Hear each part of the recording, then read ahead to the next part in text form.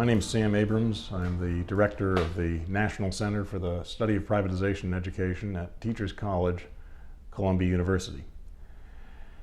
Today I'm going to talk about the Supreme Court and recent school decisions.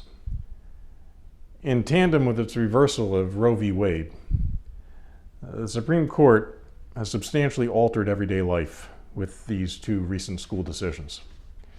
With Kennedy v. Bremerton ruling in favor of the right of a high school football coach in Washington State to hold prayer meetings with his players, the court turned a dangerous corner.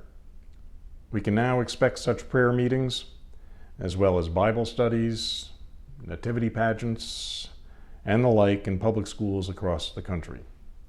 Moreover, as Justice Sonia Sotomayor implied in her dissent, given a lower court's findings, we can expect students to feel coerced to participate in such happenings, to appease classmates, as well as coaches and teachers. The public school, on account of this case, as neutral common ground, is, I think, over. With Carson v. Macon, the other major Supreme Court decision concerning schools, we've taken one more step toward realizing Milton Friedman's vision of a minimally regulated market for school choice. In fact, we are on our way with this decision to surpassing Milton Friedman's vision. Friedman laid out this vision in an essay in 1955 entitled "The Role of Government in Education." Friedman contended that ideally, from a libertarian perspective, there should be no role of government in education. You have kids, their education is your responsibility.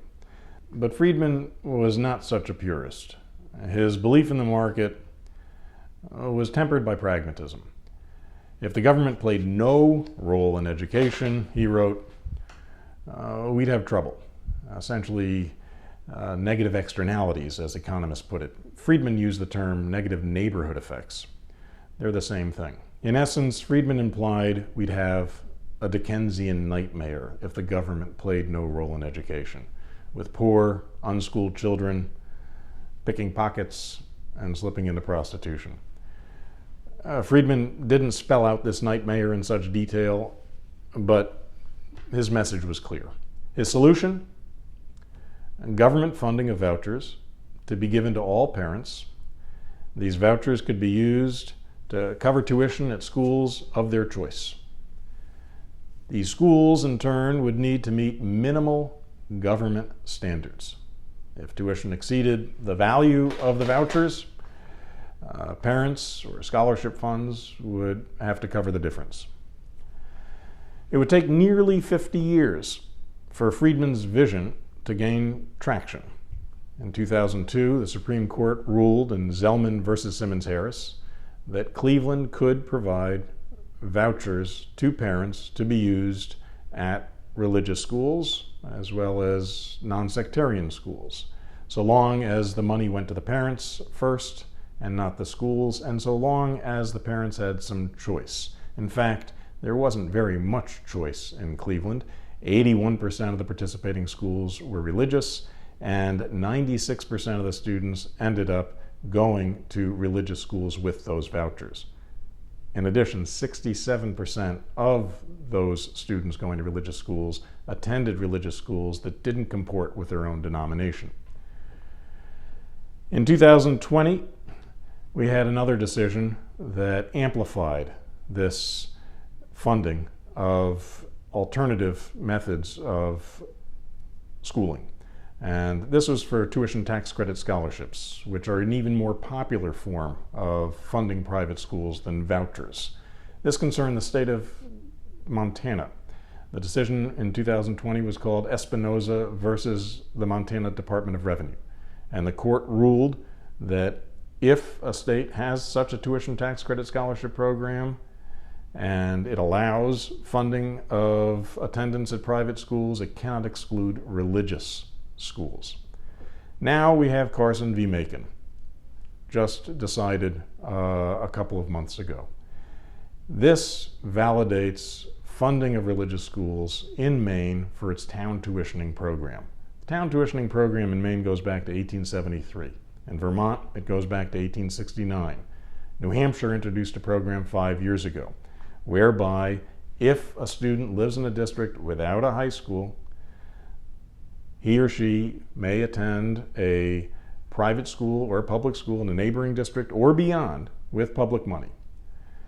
In Maine, you had parents who filed a suit that the town tuitioning program prohibited funding at a religious school, an evangelical religious school. The Supreme Court ruled that that was a violation of their free exercise of religion. Now, schools funded in this way face, as Friedman envisioned, minimal regulation. But the reality is, many states don't even impose such minimal regulation. We've gone beyond Friedman. If we go back to 1925, the Supreme Court ruled in a decision concerning Oregon, called Pierce versus Society of Sisters, that Oregon could not, as a statewide referendum had concluded in 1922, bar private schools from operation, but the state could regulate private schools. This is called the Pierce Compromise.